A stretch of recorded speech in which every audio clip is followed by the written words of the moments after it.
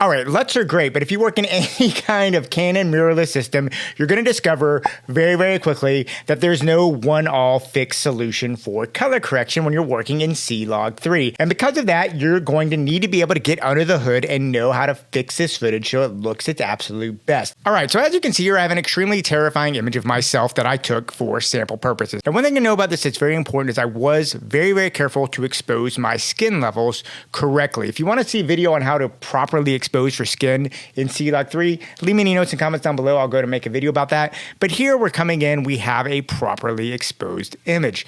Just a good point to start off, just so you know. Now, it's very, very important once you get in here that you have scopes, because scopes are the thing that are going to really help you tame the CLOG footage. Now, if you look here, I have my Lumetri Scopes up here. And guys, I realize I'm probably going to mispronounce Lumetri or Lumetri 50 different times on there, so just be patient on me on that. Now, for some reason you don't have this on here, come on up here to Window and you'll see a Lumetri Scopes options up there. That's how you get it if you can't see it. This is very, very important. Now, when you look over to Lumetri Scopes, I have here just my waveform on, but you can actually get a Vectorscope, histograms, parade, an RGB parade, a lot of different things on there. We're going to come and look at these in a minute, but let's just start off right now here with our waveform, because this is a good place to start. But the Vectorscope is going to be important too to make sure that we're getting good color. Now, just in case you know, the waveform is going to show you your luminance values inside your picture. And if you look down here, if I have a 0, that is my crushed blacks, and all the way up at 100, that means I have whites that are blown out. That means there's no information to be recoverable.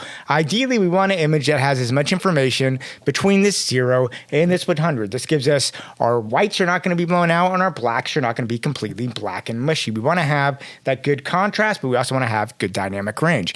But when you come over here and look now here at your scopes, this is important. We're going to come here in our color panel and we need to start making the corrections. Now, as you see here, we have our basic correction starting off, and a lot of you are gonna have an instinct to attack this very top level right away. I'm gonna suggest to you that you don't do that. And the reason why is because the way color correction works, and this applies if you're using DaVinci Resolve, this applies if you're using Final Cut, it doesn't matter, it's a top-down process. So what happens is, the higher up you go, that's going to affect everything underneath it. And what you want to have is you actually are going to want to have some freedom here to get back exposure, highlights, shadows, without blowing them out here at the top. And that's the reason why I think if you're going to do this, you should actually come down here to the curves panel. So click on the curves panel and you will see an RGB curve.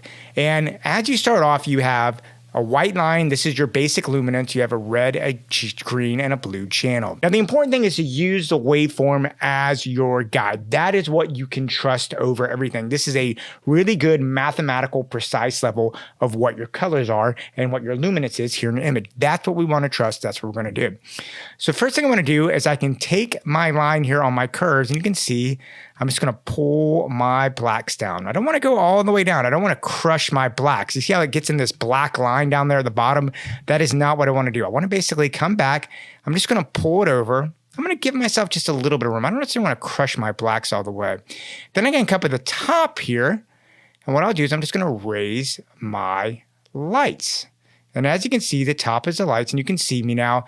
I am now spreading out my waveform. And if I click this on and off, you can see right away how the waveform has gone. This is a very low contrast image, and right away I've brought back a lot of contrast. Now, the good thing about curves is it gives you so much flexibility. I can put another point here, kind of a little higher point. So I just pull those up.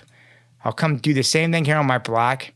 And as you can see, I'm increasing my contrast in between there. So just on this curves by itself, you can see just how much I've popped in there. Now what I've done that I've gotten this very base level. You can see how this waveform is now starting to get really, really where I need it to be. It's got all the color information. I've started to spread it out there. What I want to do is I'm going to come back up here now to my basic correction tab. And now I can start really refining what I have. Now the first thing obviously is the saturation on this is very, very low. So I'm just going to pop my saturation up. I'm just going to pop that up. And you know, this is sort of going to be to taste.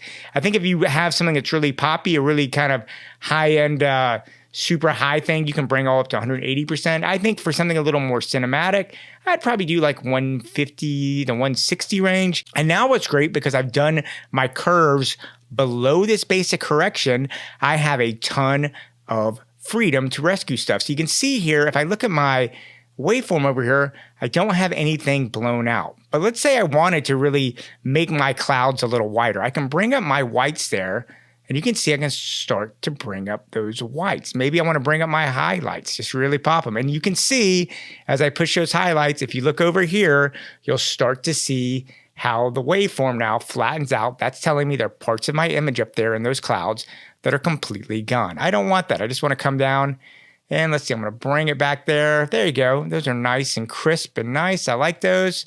And there we go. Now, maybe I do want to come back and maybe bring a little more contrast. Maybe I'll bring my blacks back just a bit. You'll see me spreading it down there. And now you can see I've really come a long way in the image. And if I cut it on and off from before and after, you can see I've really just a few steps gotten it very, very close. Now, another good thing to do is actually if you have a white card to help you with the color. And what's really great about this, I'm just going to highlight just this. You can see this white card here. And as you can see the R and the G and the B channel, and they're separated. And I really want that because it's a white card all together. That's telling me there's a little bit of color shift here in my piece. So what I can do now is I can come back to my curves, and I'm going to just click on just the red channel. If I click on this button, it'll give me just the red channel. It's the same thing as the luminance, but you see this little red line right here? What I want to do is I just want to bring that down. So I'm going to bring that down just a hair. Not much.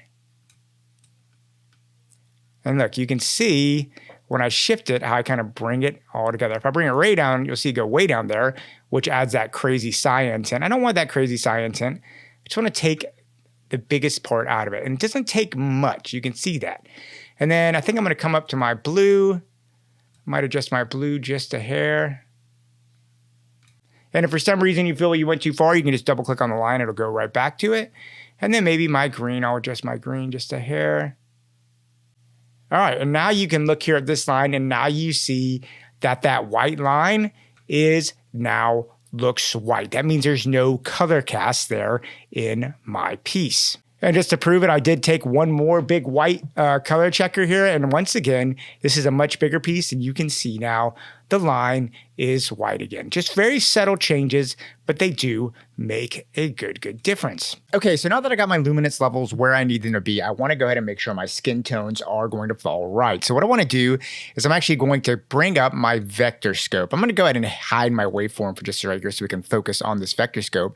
And as you can see, this shows me where my colors fall in a range. And the most important thing is this right here. This line right here is the skin line. And essentially that lets me know that my skin tones aren't having any weird color shifts in one way or another. So I want to show you how you can make sure you're using that skin line and do it. So as you can see right now, this is showing me where all the colors are on the screen. That doesn't help me when I want my skin tones to get right. So I'm going to show you a trick that I like to use. I'm going to come here to the HSL secondary.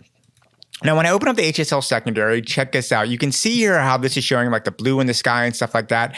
I just want to focus on my skin tones. I'm just going to hit this red button.